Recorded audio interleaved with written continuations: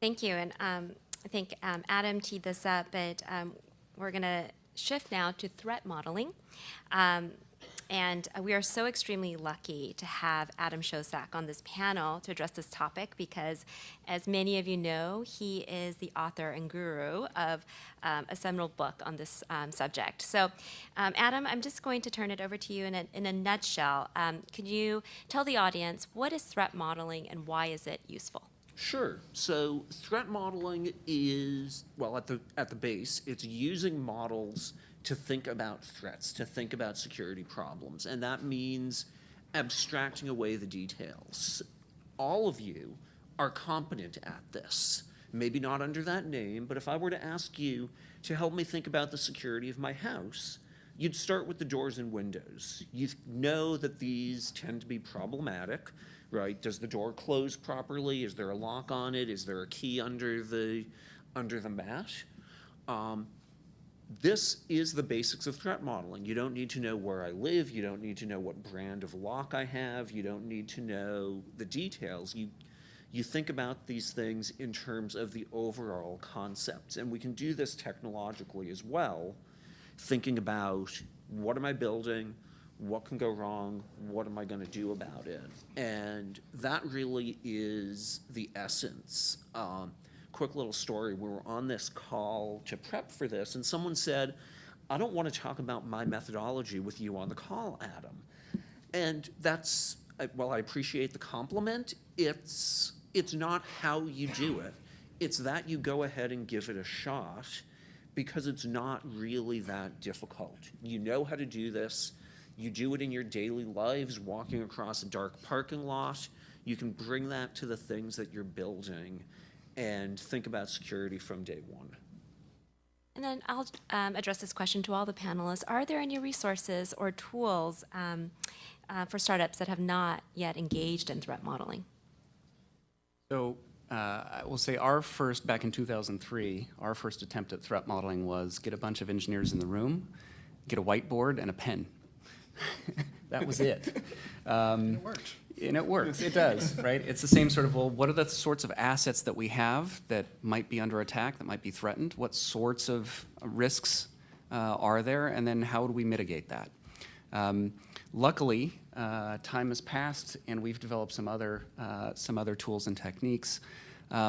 We ship a threat modeling tool, Microsoft does, that you can use. Adam's helped us with this over the years as well, where you can actually lay out your system, describe how pieces are connected. Hey, this data transfers over the internet, or these two servers have a trust relationship, or here's where data is stored. You can essentially draw this out, draw the lines between them, and it'll lead you down the path of asking the right questions about, well, could somebody tamper with that? Or how does somebody log in here, and is that secure? And so it kind of directs your thinking.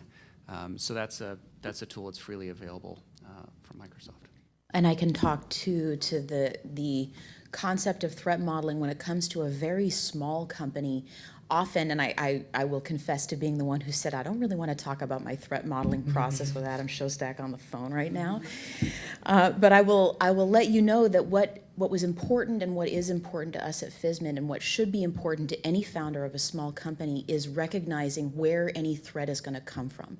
We knew that as an HR automation company, a software as a service company, we were not protecting massive quantities of financial data. Instead, what we'd be protecting is very sensitive data like employee evaluations, timesheets, information about people's lives.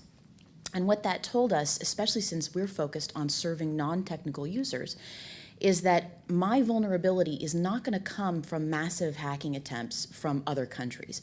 My vulnerability is going to come from an office administrator or multiple users in a company who decide to just turn their passwords over to an office admin instead of doing it themselves.